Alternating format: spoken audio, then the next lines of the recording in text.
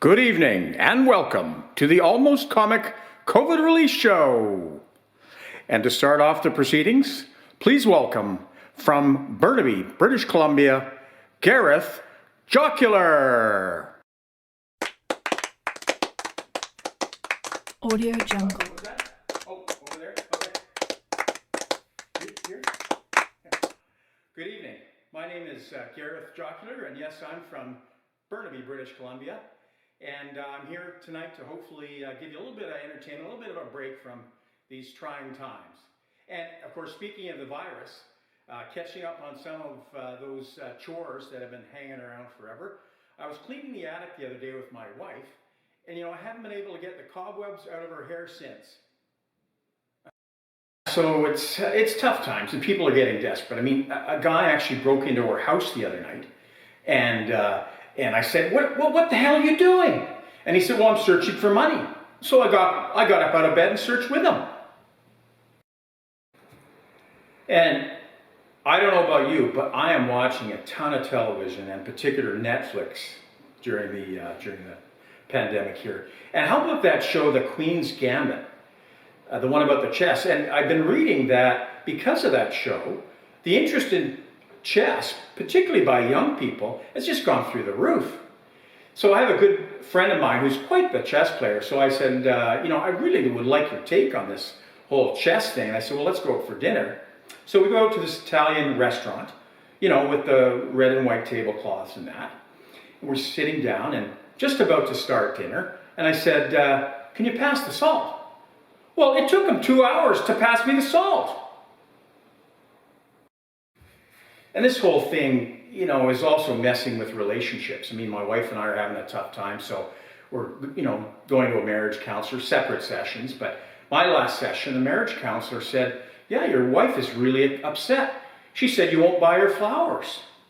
And I had to admit to her, I says, I didn't know she sold flowers. Yeah, people are just fragile. So you have to be, so careful with your relationships. In fact, a study came out that said women that carry a little extra weight live a lot longer than men who mention it. And how about that situation in Hong Kong? I mean, it's outrageous. I have a good friend that lives there, so I called him up and I said, how's it going? And he said, well, I can't complain. Oh, and I was reading another study that said the worst time to have a heart attack is when you're playing charades.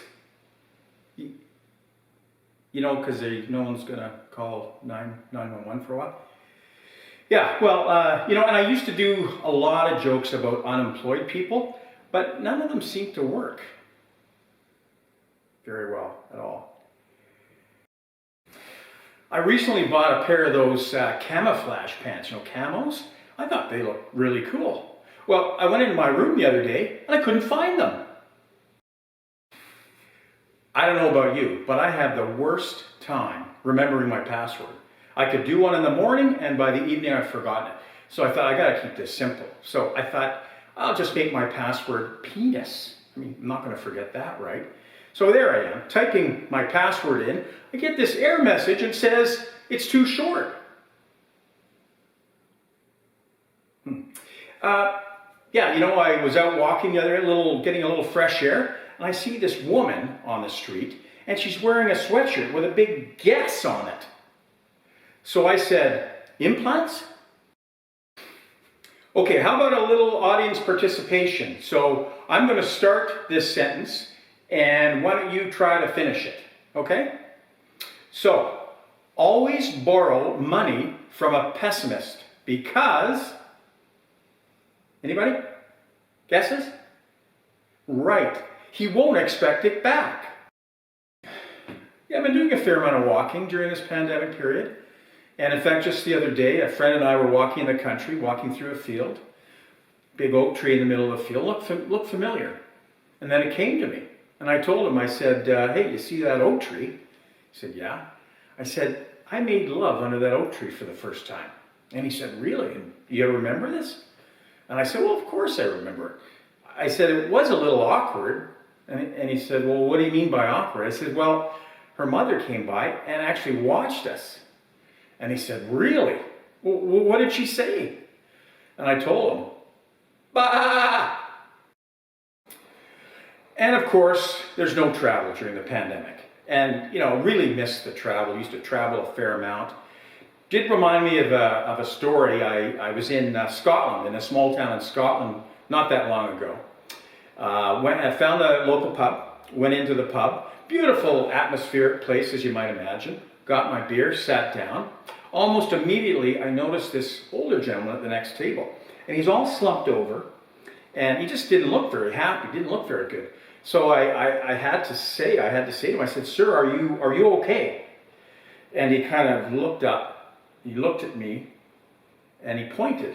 He says, "Lad, you see that stone wall down there?" So I, looked around and I said, yeah, that looks like it goes on for quite a ways. He says, "You're damn right, it goes on for a full kilometer." So I said, "Well, sir, what about the wall?" He said, "Well, I built that wall. I built that wall with my bare hands. I found every stone, every rock for that wall. I had to go through the whole county, brought the rocks back, brought the stones back, put them in the wall. That wall will last forever." And so I said, "Wow, that is quite something." I said, "I can't imagine." And I said, well done." He says, "Well done? You're saying well done. But do you think anybody around here remembers me for building that wall? Do you think they remember the blood, sweat, and tears it took me to build that wall?" So I said, "The only thing I know is I think that's an amazing..." Before I could finish consoling him, he says, "Lad, look up on the hill. You see the church up on the hill?" I said, yeah. I said, that's a big church. And he said, "You're damn right. It's the biggest church in the county." And I said, "Wow, let me guess, you had something to do with the church too?" And he says, "You're damn right. I built that church, every stone, with my bare hands. I put every stone in place, lovingly. And that church is going to last forever." And I looked, I said, "Well, I'm speechless. That's an amazing accomplishment." And again, before I could finish, he says, "Well, you're saying amazing. You're saying amazing, but do you think anybody around here remembers me for building that church? No way." So again, I'm going, well, I just can't imagine. I'm trying to console him and all that. And he interrupts me again. He says, "Lad, the town hall, just out there, you see it?" I look around and I said, "Yeah, that's a big structure." I said, "So again, you had something to do with that?" And he says, "You're damn right. I built that town hall with my bare hands. Blood, sweat, and tears. It took me 7 years to build that one." I said, "Well, that's incredible." And he says, "Yes, I put every stone in place. I found every timber for the roof. I built that town hall. That town hall will be there forever."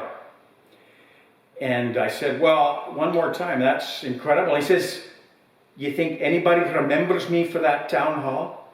Do you really? And the church? And the stone wall?" And he looks at me and says, "But you fuck one goat."